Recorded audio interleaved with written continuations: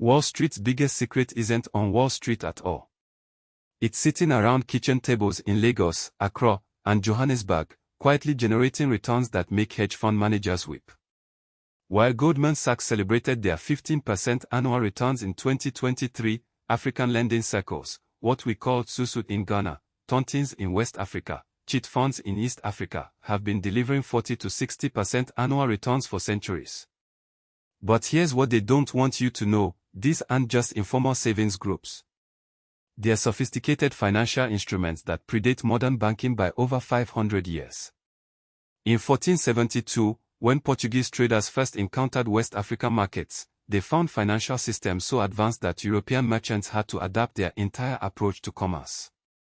The Yoruba esusu system was already facilitating trade across kingdoms, moving wealth with precision that wouldn't be matched by European banks until the 1800s. But they buried this history, made it seem primitive, called it informal finance, while building their entire modern banking system on the same principles our ancestors perfected. Here's the mathematics they hoped you'd never discover. A typical African lending circle operates on rotating credit principles where each member contributes a fixed amount monthly and takes turns receiving the full pot. In a 12-person circle contributing $500 each, you're looking at $6,000 lumps every month. But the magic isn't in the rotation, it's in the compound effect. Dr. Yesayansa's 2019 study at the University of Ghana tracked 847 susu circles across Accra for 5 years. The average participant increased their net worth by 340%. Not 340% over decades, over 5 years. Meanwhile, the average American retirement fund gained 78% in the same period. The secret weapon: mandatory participation and social pressure. When your reputation in the community depends on your financial commitment, you don't miss payments. Default rates in African lending circles run below 2%. Compare that to US credit card default rates of 14.5% in 2023. But Wall Street studied us. They learned from us. Then they excluded us. In 1963, Bank of America launched their first Christmas Club savings program, a direct copy of African rotating savings.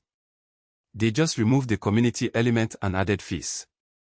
What cost our ancestors nothing suddenly generated billions for institutions that had never set foot in Africa. The real disruption happened when diaspora communities brought these systems global. In Brooklyn's Crown Heights, Jamaican African partners circles have created more millionaires per capita than any zip code in Manhattan. In London's Peckham, Nigerian old groups are buying property portfolios that rival investment firms. Mamadou Diallo started a tontine circle in Minneapolis in 2018 with 23 Senegalese immigrants. Each member contributed $800 monthly. By 2023, 19 of those 23 families owned property. The remaining 4. They opened businesses. Total wealth generated: $4.7 million from a group that started with taxi drivers and grocery store workers. This is why they fear us organized. This is why every financial advisor pushes you toward 401ks and mutual funds with their management fees and limited returns. They need you dependent on systems you don't control.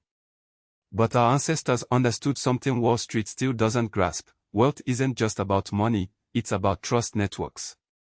It's about communities that live together. It's about systems where your success amplifies everyone else's success. The modern African lending circle is evolving.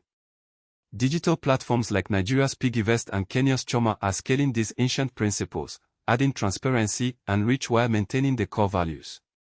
But the fundamentals remain unchanged: disciplined contribution, rotating access to capital, and community accountability.